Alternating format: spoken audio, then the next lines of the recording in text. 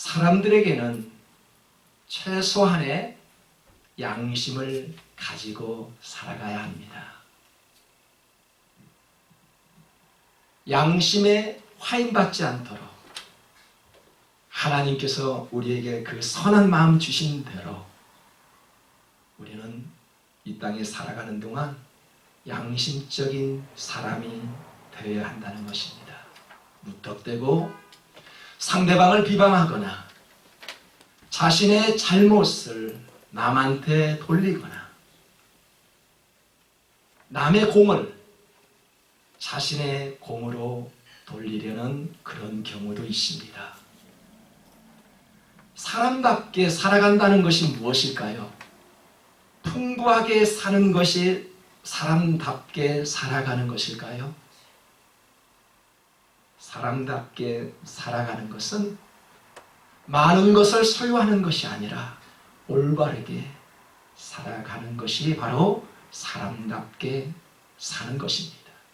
근사하게, 화려하게 자신의 모습을 포장하는 것이 아니라 오히려 솔직하게 꾸밈 없이 말하는 것이 더 사람다운 모습입니다. 가장 어려운 대답 중에 하나가 무엇일까요?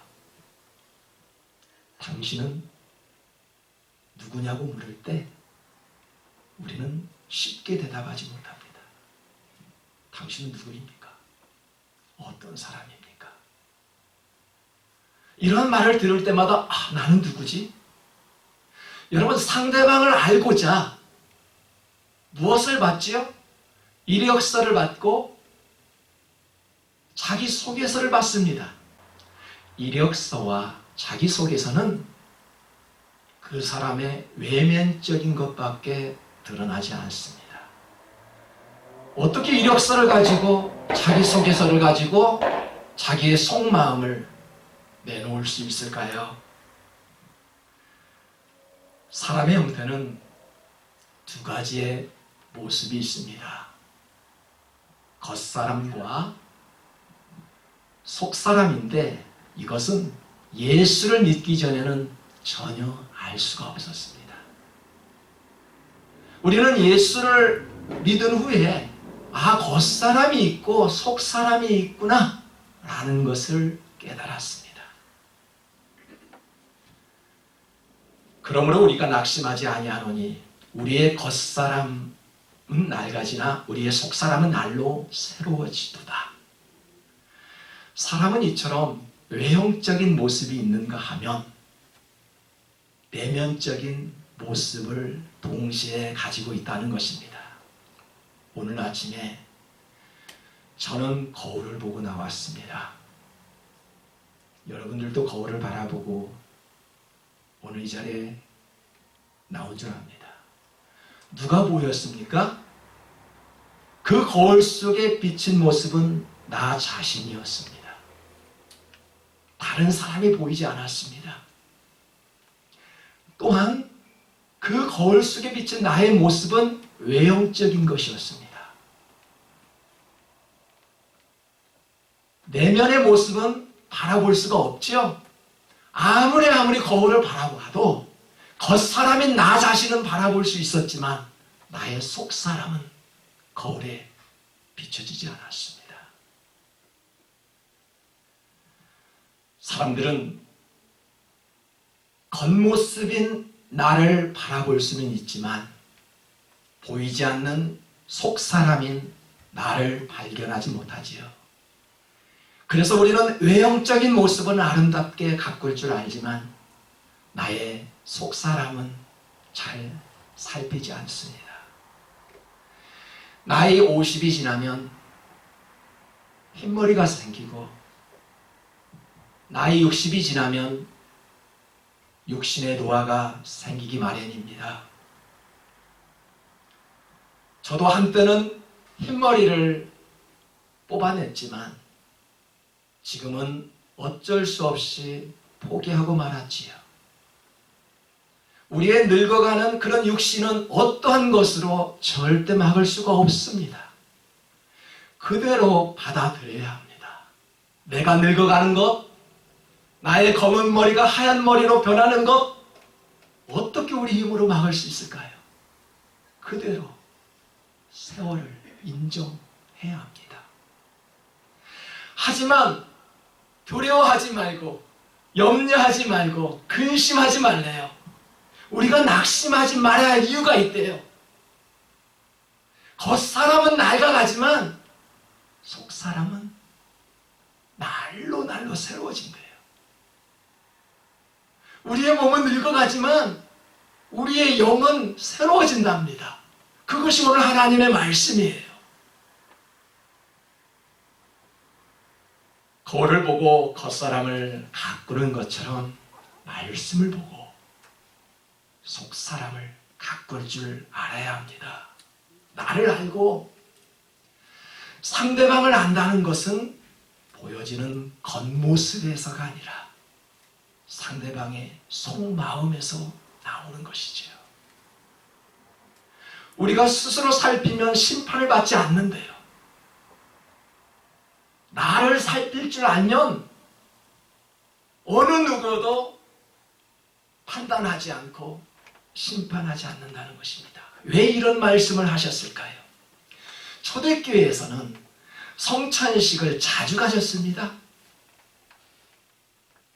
지금도 어느 교회 가보면 매주마다 성찬식을 하게 됩니다. 어떤 교회는 우리 교회도 마찬가지지만 1년에 서너 번 하는 그런 교회도 많습니다. 성찬의 의미는 빵을 먹고 잔을 마실 때 주님을 기억하는 것이지요. 그런데 이런 사람들이 있었습니다.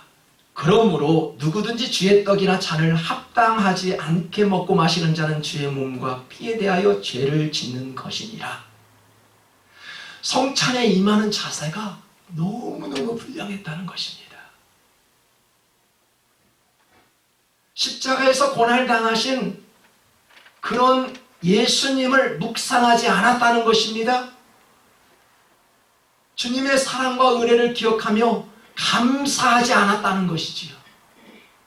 그저 형식에 불과했다는 것입니다. 오늘 또 멀리서 오시는 분들 계셨죠? 50분을 달려서 이 자리에 나오셨어요. 모든 일을 그만두고 하나님 앞에 예배 드리러 나왔어요. 1차적인 순서가 하나님 앞에 예배하는 거죠. 이 예배가 형식적인 예배가 되어서는 안 된다는 것입니다. 매주마다 드리는 고린도 교회에서는 성찬 예식을 드렸는데 바울이 보니까 형식적이었어요. 그저 빵을 먹었어요. 그저 포도주 한 잔을 마셨습니다. 그래서 예수님은 말씀하셨어요. 사람이 자기를 살피지 않으면은 하나님께서 판단하신대요. 사람이 자기를 살피지 않고 빵과 포도주를 먹고 있다면 그러한 모습은 하나님의 모습이 아니라는 것입니다. 빵 한 조각을 먹고 물 한 잔을 마실 때에도 감사할 줄 알아야 한다는 것입니다. 지금 이 순간에도 음식 한 조각, 물 한 모금을 넘기지 못하여 힘들어하신 분들이 얼마나 많은지 모릅니다. 얼마나 감사합니까? 내가 그 음식을 먹고 씹고 소화할 수 있는 그런 능력이 있다는 것에 얼마나 감사한지 모릅니다. 신앙인은 주님의 은혜를 먹고 자라가는 사람들이지요. 맞습니까? 어떠한 음식보다도 하나님의 말씀을 먹고 자라가는 사람들이 신앙인이라고 말할 수 있는 것입니다. 정말 주님의 자녀입니까? 그렇다면 오늘 성경에서 이렇게 말씀합니다. 주님의 자녀는 기다릴 줄 알아야 한다고 말입니다. 순서를 기다리고 질서 있게 행동해야 한다는 것입니다. 여러분, 그런즉 내 형제들아 모일 때 서로 기다리라. 초대교회는 자신들이 먹을 수 있는 빵과 포도주를 가져왔습니다. 그런데 문제가 있었어요. 어떤 성도들은 일찍 예배에 참여한 성도들이 있는가 하면 어떤 성도들은 늦게 예배에 참여한 성도들이 있었습니다. 오늘날에도 그런 현상이 있겠지요. 그때는 성찬식을 위해서 자신이 먹을 빵과 포도주를 가져왔는데 이미 먼저 온 자들은 빵과 포도주를 마셨습니다. 심지어는 너무 많이 먹어 취한 성도들도 있었습니다.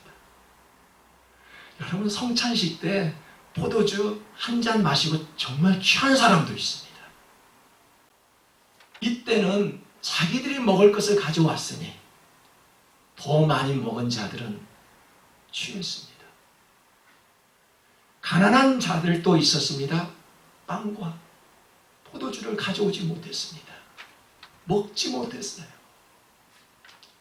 부자들은 그 빵과 포도주를 많이 먹음으로 오히려 가난한 사람들에게 부끄러움을 주었습니다. 그들은 먹지도 못했는데 나는 너무 많이 먹어 배부르고 취했습니다. 여러분, 지금 예배를 먹자판으로 변질시킨 고린도 교회를 향해 분노하고 있는 것입니다. 사람들은 바운더리를 잘 가지고 있어야 합니다. 해야 할 일과 하지 말아야 할 일을 분별할 수 있어야 한다는 것입니다. 빨간불도 우리는 쉽게 지나쳐 버리지요. 나만 안전하면 된다는 생각 때문에 그런 경고등도 무시하고 지나가 버립니다. 코로나 이전에 있었던 일입니다. 어느 부부를 식사 대접해야 할 일이 있어 식당에 초대하였습니다. 정확한 그 시간에 도착하였습니다. 그런데 의자에 앉자마자 음식이 나온 것이었습니다. 이게 어찌된 일입니까? 벌써 음식이 나왔네요. 우리는 먼저 음식을 주문했으니 주문해서 시키면 된다고 해서 제가 주문하였습니다. 제 음식이 나오기까지 그 두 부부가 음식을 먹는 그런 모습만 바라보았습니다. 참으로 기다려주지 못하는 그 부부, 분별력이 없는 모습이었지요. 분별력을 상실했던 그런 모습이었습니다. 대접해 주면서도 마음이 기쁘지 않았습니다. 사울이 실패한 이유가 무엇이었을까요? 왜 사울이 실패하였을까요? 사무엘이 돌아오기 전에 그는 제사를 드렸다는 말입니다. 그토록 기다리는 것이 지쳤나 봅니다. 여러분, 왕은 제사를 드릴 수 없었지요. 왕은 전쟁에 나가 싸우는 사람이었습니다. 제사를 드릴 수 있는 사람은 오직 사무엘뿐이었습니다. 그런데 기다리지 못하고 사울은 성급한 나머지 제사를 드렸지요. 사무엘이 도착하였습니다. 도대체 이게 어찌된 일이냐고요. 아니, 어찌된 일인지 나도 없이 제사를 드렸느냐고 물었습니다. 그 결과 어떻게 되었을까요? 하나님이 선택하신 그 사울은 끝내 왕권을 반납해야만 했습니다. 그리고 그를 왕으로 세운 것을 후회하신다고 말씀하였습니다. 단순히 기다리지 못해 자기가 제사를 드린 그 이유 하나만으로 후회하신 하나님이셨습니다. 여러분, 하나님은 질서의 하나님이십니다.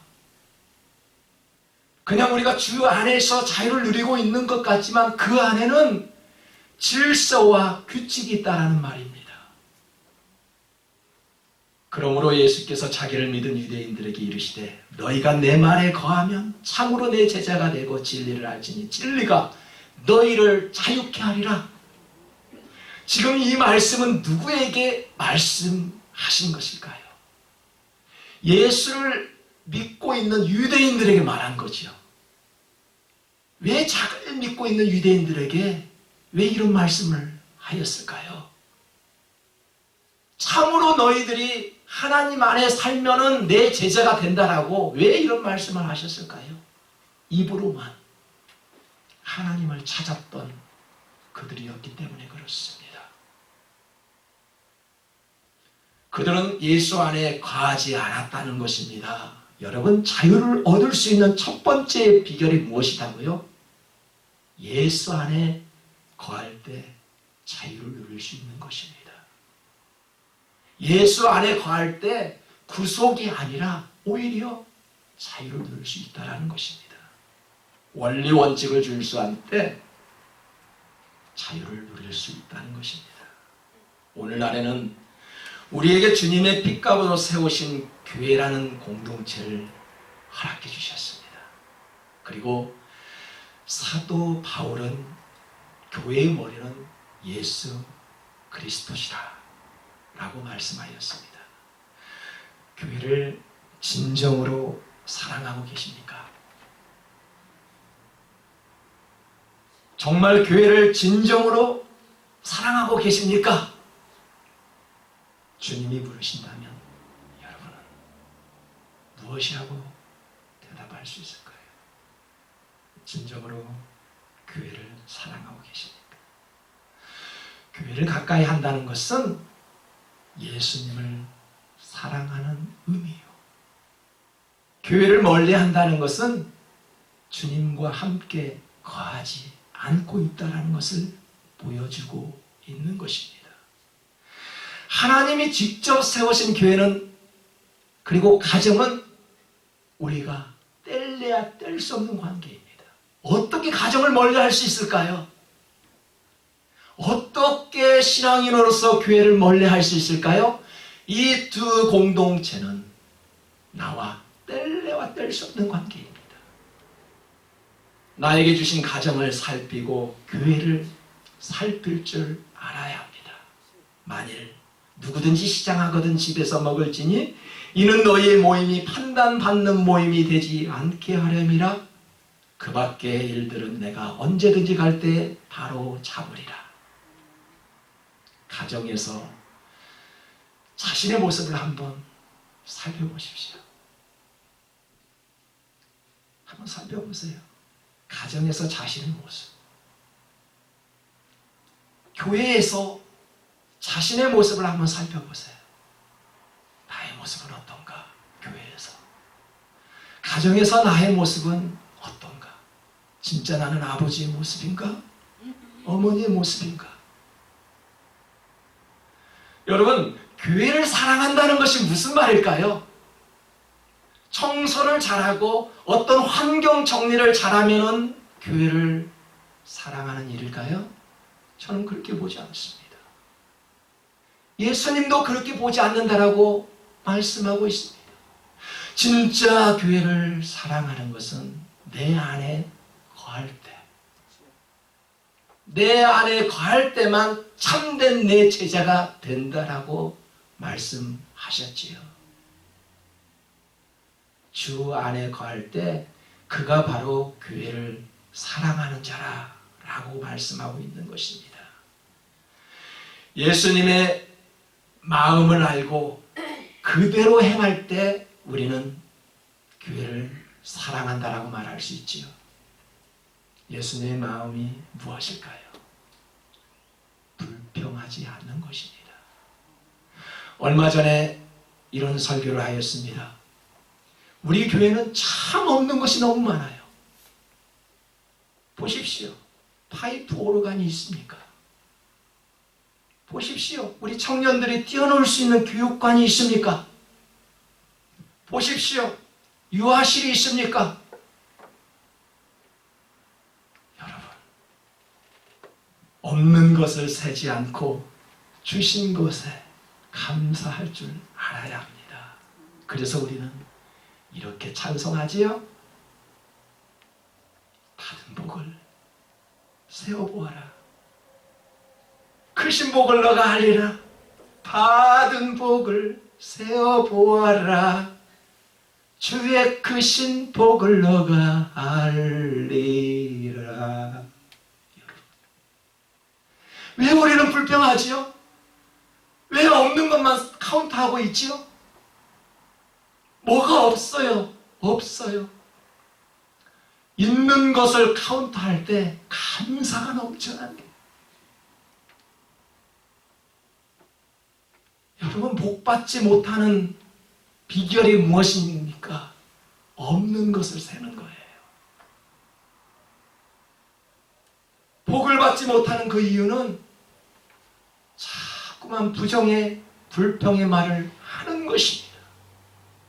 그래서 사도 바울이 강력하게 말하였습니다. 만일 누구든지 시장하거든 집에서 먹으라. 배가 고프거든 집에서 먹고, 잘 먹고 싶으면 집에 가서 먹어도 되니 더 이상 불평하지 말라는 것입니다. 여러분, 교육관이 없고 유아실이 없다면 그런 곳에 찾아가면 되지요. 그것 때문에 나의 신앙생활에 방해가 된다면, 정말 그것 때문에 나에게 방해가 된다면 있는 곳에 찾아가면 됩니다. 오늘 사도 바울이 그렇게 말하지요. 배불리 먹고 싶으면 집에 가서 먹어라. 왜 이렇게 먹는 것으로 불평하느냐? 그 모임이 먹는 것으로 판단받지 말아라. 여러분, 배가 고프고 맛있는 음식을 먹고 싶거든 집에 가서 먹으라는 사도 바울의 말씀을 우리는 기억해야 합니다. 왜 이런 말씀을 주셨을까요? 불평하지 말라는 것이에요. 불평은 감사와 은혜를 가로막기 때문에 그렇습니다. 그 불평으로 인하여 하나님께서 주시고자 하는 축복의 통로가 막히기 때문에 그렇습니다. 그래서 받은 복을 세워야 합니다. 우리에게 남편을 주셨고, 아내를 주셨고, 아들을 주셨고, 우리 함께 예배할 수 있는 성도들을 주셨습니다. 라고 감사할 수 있습니다. 아무리 좋은 것을 먹고 살필지라도 자기를 살피지 못하고 주님의 마음을 분별하지 못하면 죄가 된다라고 말씀하지요.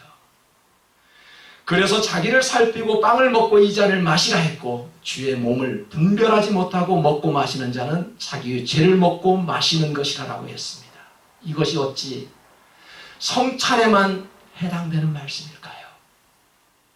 그 빵 한 조각 포도주가 어찌 성찬에만 해당되는 말씀이냐는 것이지요. 예배를 떠나서 삶의 현장에서도 동일하게 적용되는 말씀입니다. 자신을 살피라는 것은 외형이 아니라 내적 상태를 점검하며 자신의 영적 상태를 한번 살펴보라는 것입니다. 자신을 살피지 않으면 주님께서 우리를 살피시고 판단하신대요. 나를 돌아보지 않으면 주님이 나를 살핀대요. 정말 소중하고 귀한 말씀을 주셨습니다. 나를 살피지 않으면 우리 주님께서 나를 판단하신대요. 그리고 징계하신답니다. 31절과 32절을 보십시오. 우리가 우리를 살폈으면 판단을 받지 아니하려니와 우리가 판단을 받는 것은 주께 징계를 받는 것이니 이는 우리로 세상과 함께 정죄함을 받지 않게 하려 하심이라. 우리가 말씀을 듣고 권면함을 받을 때 회개하면 되는 것입니다. 우리에게 그래서 회개라는 것을 주셨죠. 내가 어떠한 잘못이 있을지라도 회개하면 되는 것입니다. 회개하면 징계받지 않는데요. 우리가 회개할 그런 믿음과 용기를 달라고 기도할 수 있어야 합니다. 하나님은 교만한 자를 대적하시고 겸손한 자들에게 은혜를 주신다고 하였습니다. 하나님은 우리를 가볍게 징계하시기도 하지만 아주 뜨겁게 강하게 징계하시기도 합니다. 회개하지 않으면 회개할 기회가 있었지만 가룟 유다처럼 비참하게 창자가 터져서 죽을 수도 있습니다. 왜 그렇게 하나님은 무서운 말씀을 하고 계실까요? 회개하라는 것입니다. 회개할 기회도 있었지만 회개하지 않는 것 좋은 결과가 되지 못하지요. 왜 우리에게 예배할 수 있는 시간을 주셨고 그 빵 한 조각 포도주를 마실 수 있는 그러한 시간을 왜 주셨을까요? 회개하라고, 감사하라고, 없는 것을 세지 말고 지금 현재 하나님이 주신 그것을 카운트하며 더 감사하라고 오늘 이 시간에도 저와 여러분을 불러주셨습니다.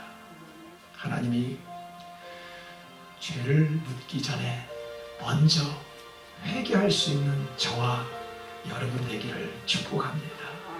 자기를 살피고 분별할 줄 알아 여러분의 가정에서나 교회에서나 합당히 행하여 영육간에 은혜와 복을 누릴 수 있는 우리 모두가 되어야 하겠습니다. 같이 기도합니다.